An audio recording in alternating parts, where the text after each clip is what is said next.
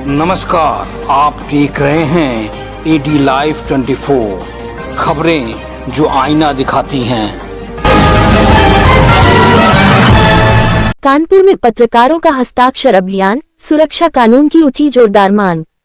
बड़ा चौराहा बना आवाज का मंच, पत्रकार बोले बिना सुरक्षा नहीं संभव निष्पक्ष पत्रकारिता। कानपुर नगर में पत्रकारों की सुरक्षा को लेकर एक बार फिर आवाज बुलंद हुई है। शहर के बड़ा चौराहा क्षेत्र में द जर्नलिस्ट एसोसिएशन की जिला कार्यकारिणी द्वारा हस्ताक्षर अभियान चलाया गया। यह अभियान संगठन के राष्ट्रीय अध्यक्ष राकेश डी यादव के दिशा निर्देश पर आयोजित किया गया, जिसका नेतृत्व जिला अध्यक्ष एसपी सिंह ने किया। बड़ी संख्या में पत्रकारों ने इसमें भाग लेकर पत्रकार सुरक्षा कानून लागू करने की मांग उठाई। इस दौरान पत्रकारों ने कहा कि मीडिया लोकतंत्र का चौथा स्तंभ है, लेकिन मौजूदा हालात में पत्रकारों की सुरक्षा एक गंभीर मुद्दा बन चुका है।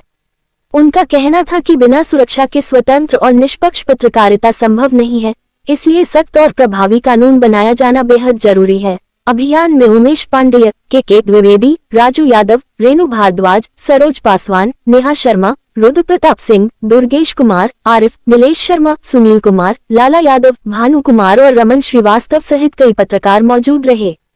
कार्यक्रम के अंत में सभी ने एक स्वर में मांग दोहराई कि पत्रकार सुरक्षा कानून को जल्द से जल्द लागू किया जाए, ताकि मीडिया कर्मी निर्भीक होकर अपनी जिम्मेदारी निभा सके। पत्रकार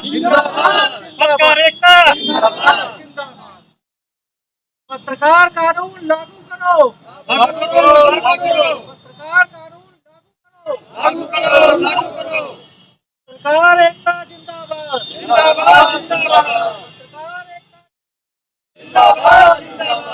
पत्रकारों का मान करो, सुरक्षा कानून लागू करो, पत्रकारों का मान करो,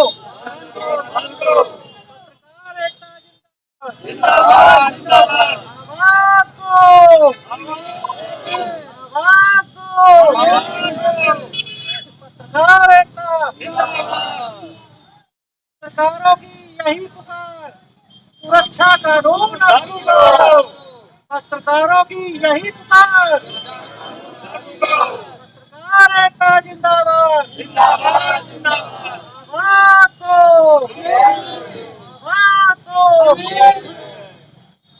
अपना अधिकार लेके रहेंगे, अपना अधिकार लेके रहेंगे,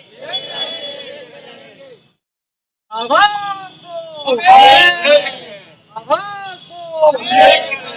पत्रकारों का मान करो, सुरक्षा कानून लागू करो।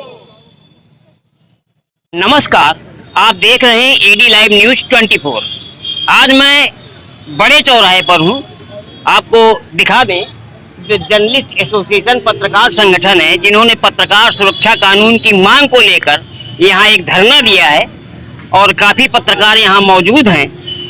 अभी संगठन के राष्ट्रीय उपाध्यक्ष उमेश पांडे जी हमारे साथ हैं। उनसे हम बात करेंगे कि राष्ट्रीय सुरक्षा की जो कानून है उसको लागू तो कराएंगे, इसके अलावा पत्रकारों की और बहुत सी समस्याएं आती हैं जो आज भी गर्त में पड़ी हुई हैं। सबसे पहली समस्या ये है कि आप चिकित्सा, पत्रकारों की चिकित्सा की कोई व्यवस्था नहीं है। अपने स्तर पर जो करा लेता है वो हो जाता है। तो स्वास्थ्य और शिक्षा दो चीजें और मैं जोड़ता हूँ अपनी तरफ से। इनको लेकर अभी राष्ट्रीय उपाध्यक्ष उमेश पांडे जी से जानेंगे कि उनका क्या कहना है।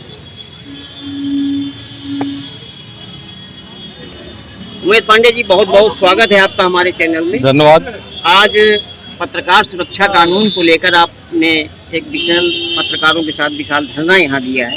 क्या प्रमुख मांगे हैं और क्या ऐसी और मांगे हैं जो पत्रकारों के लिए होनी चाहिए? आज की बहुत ही दयनीय दशा है कि हमारे पत्रकार भाई बंधु जो है हर जगह जो है उनको जो है प्रताड़ित किया जा रहा है। किसी तरह की सुरक्षा प्रदान नहीं की जा रही है। ये कई तरह की समस्याएं हमारे पत्रकार भाइयों को, उसको देखते हुए हमारे द जर्नलिस्ट एसोसिएशन के राष्ट्रीय अध्यक्ष राकेश डी यादव जी ने जो है उनके अंतर्दशा पत्रकार भाइयों की देखी और उन्होंने जितने भी हमारे राष्ट्रीय कार्यकारिणी के पत्रकार संगठन हैं सबसे आग्रह किया कि हम सभी लोग जब एक साथ एक मंच में खड़े होंगे और अपनी मांगे पत्रकार सुरक्षा अधिकार नियम के मांगेंगे तभी हम इसमें सफल हो पाएंगे, अन्यथा हम सफल नहीं हो पाएंगे। तो उनका टारगेट यही है कि हस्ताक्षर अभियान के तहत हम इतना प्रयास करें कि हमारे पत्रकार हस्ताक्षर अभियान की संख्या लगभग 50 करोड़ से अधिक हो जाए और ये बहुत से संगठनों ने प्रयास किया है, लेकिन आज तक ये लागू नहीं हो पाया। क्या आपको लगता है कि ये लागू हो जाएगा? चिंगारी से ही आग लगती है।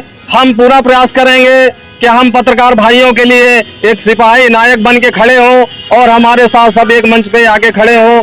हम इसके लिए 6 महीने हस्ताक्षर अभियान के बाद यदि हमारा पत्रकार अधिनियम कानून लागू नहीं होता है तो हम जंतर मंतर में जो है इसका अनशन करेंगे और सभी जो है हमारे पत्रकार भाई जितने भी संगठन के हैं सबको एक साथ खड़े होके हम पत्रकार जरूर लागू करेंगे। पत्रकार एकता जिंदाबाद, पत्रकार अधिनियम जो है हम लागू करके ही मानेंगे। उमेश जी, सबसे बड़ी बात यह है कि पत्रकार सुरक्षा तो ठीक है, बहुत अच्छी मांग आपकी है, लेकिन पत्रकारों के परिवार को स्वास्थ्य और शिक्षा की कोई व्यवस्था नहीं। क्या ये अगला कदम हो सकता है? ये इसके लिए भी विचारणीय प्रश्न है और जितने भी सुविधाएं होनी चाहिए पत्रकारों के लिए, इसमें मानने की व्यवस्था, शिक्षा की, स्वास्थ्य की, यानी कि हर तरह की व्यवस्थाओं के लिए ज्ञापन के माध्यम से जो है हर डिस्ट्रिक्ट के जिलाधिकारी के माध्यम से हम प्रधानमंत्री शासन तक पहुंचाएंगे और पत्रकारों की सभी मांगे और सुरक्षा और अधिकार के साथ इसको जो है जल्द ही जल्द इसको लागू कराएंगे। एडी लाइव न्यूज चैनल से बात करने के लिए आपको हार्दिक बधाई, धन्यवाद। तमाम पत्रकारों की और समस्याएं, जैसे खनन को लेकर कुछ पत्रकारों ने कालपी से खबर चलाई, तमाम जगह से खबरें आती हैं, तो इस पर माफिया क्या करते हैं? उसी पर मुकदमा लिखा देते हैं, रंगदारी की बात कर देते हैं। ऐसे में आपका संगठन क्या करेगा? देखिए, सबसे बड़ी बात यह है कि जब पत्रकारिता होती है तो हम अगर कोई इस तरह की खबर चलाते हैं तो दोनों पक्षों से पूछने की बात होती है। आरोप अगर कोई लगा रहा है कि मतलब ये काम गलत कर रहे हैं, वो तो अपना कह के निकल जाता है। हम साक्ष्य के तौर पर उससे एप्लीकेशन ले लेते हैं कि हाँ ये आपने शिकायत करी है। हमारा फर्ज जो बनता है वो दूसरे पक्ष से भी पूछना बनता है, क्या आपके ऊपर ये आरोप लग रहे हैं तो सही है। लेकिन होता क्या है कि जब सामने वाली पार्टी गलत होती है कि उसको पता है कि पत्रकार हमारे बारे में ऊट पटांग छाप देगा और इससे हमारी जो छवि धूमिल होगी या प्रशासनिक स्तर पे हमारे खिलाफ कार्रवाई होगी, तो वो क्या करता है, एक झूठा प्रार्थना पत्र जाके थाने में दे देता है। और अब वैसे देखा जाए तो मतलब अगर कोई सेना के लिए जाता है, पता लगा महीनों गुजर जाते हैं, उससे मुकदमा नहीं। लेकिन जहां पत्रकारों वाली बात आती है कि हाँ पत्रकार के खिलाफ प्रार्थना पत्र गया तो तुरंत उस पर देखा जाता है, एक्शन होता है। कहिए का 24 घंटे के अंदर उस पर मुकदमा लिख गया। कभी कभी होता क्या है कि पता चले ये पत्रकार ने ऐसा किया है तो तुरंत कहिए मुकदमा पंजीकृत करो, ढूंढा ढकोरी उसके लिए शुरू हो जाती है। तो ऐसे में मैं तमाम पत्रकार साथियों से यही कहना चाहूंगा कि कभी भी कोई खबर चलाएं, किसी भी माफिया के खिलाफ चलाएं, किसी भी कोई गैर गतिविधि ऐसी हो रही है कि जो समाज के हित के लिए नहीं है, ऐसी कोई भी खबर अगर चला रहे हैं तो उसका साक्ष्य हमेशा अपने पास रखें।